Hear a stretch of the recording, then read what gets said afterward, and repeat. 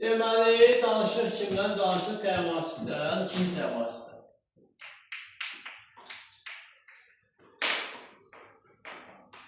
İkinci təmasib. Bunun haqqında danışmışıq. Rusların Xəzəryanı bölgələrə yürüyüş zamanı danışmışıq bunun haqqında. Bunun hakimiyyəti 1722-ci ildən 1732-ci il avqustuna qədər hakimiyyətli oldu. Deməli, danışıq vəziyyətdən. 18-ci əsrin 20-ci illərində Səri dövlətin düşdüyü vəziyyət. Sərinin vəziyyəti. Torpaqların böyük hissəsi işğal altındadır. Kimin dövrünü xatırladır? Abbasın. Birinci Abbas. Deməli, torpaqların bir qismi Əfqanların işğal altındadır. Birlikdə 1822-ci il martın 8-ci Qəndahar şəhərini tuturlar, sonra 9 ayda 22-ci il İsfahana tutmuşdular, Şah Sultan Hüseyin əsir götürmüşdülər. Sonra Xəzəryanı bölgələr Rusların hakimiyyəti altındadır. Azərbaycan, Osmanlıları, Cənubi Qafqaz, Cənubi Azərbaycan, Qərbi İranda Osmanlı hakimiyyəti altındadır. Belə bir vəziyyətdə varlığı üçün təhlükə var artıq. Varlığı sual altındadır. Yox olma ehtimalı var. Belə bir vəziyyətdə Şah II Təhmasib 1726-cı ildə Nadir xan Əfşarı orduya başçı təyin edir. komandan təyin edir. Və buna tapşırır ki, ordunu aydan elə bir vəziyyətə gətirsin ki, işğal altında olan torpaqları qaytıra bilsinlər. Və Nadir də bunu eləyir. 1729-cu ildə Əfqanlıları ölkədən qovur. İlk iş nə oldu? Əfqanların qovulması.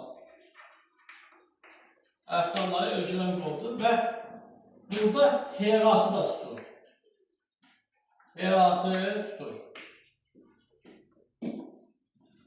Əfqanları qovduqdan sonra Nadir xan, şah deyil, xan, adam baş komandanı.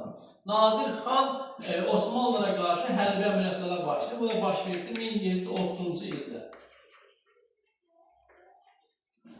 Osmanlıya qarşı hərbi əməliyyatlar başladı. Və Təbriz, Sərab, Zəncan,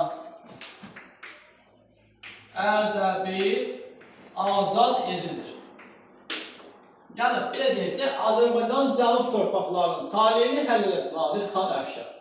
Bu zaman Nadirin telefonuna zəng gəlir ki, bəs ölkənin şərq vilayətlərində üsyan baş verir. Bu da əməliyyatları yarıcaq dayandırır və gedir üsyanları yatırmağa.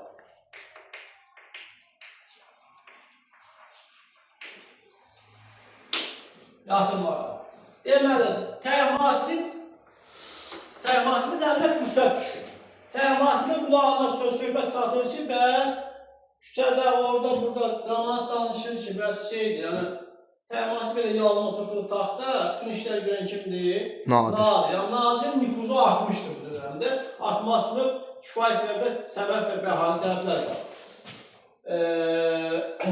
var. Ona görə Təhmasib çalışır, Nadirin ölkədə olmamasından istifadə eləyərək öz nüfuzunu bərpa eləməyə çalışır və 1731-ci ildə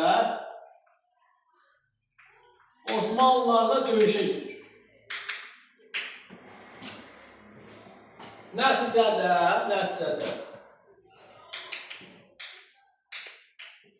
üç kilsə, İrəvan və Kirmanşah döyüşlərində Osmanlılara məğlub olur. Və Nadirin də azad etmiş olduğu əraziləri itirir. Əraziləri yenidən itirir. Amma Osmanlılar anlayırdılar ki, artıq Səfəvi dövlətində müəyyən bir canlanma baş veribdir.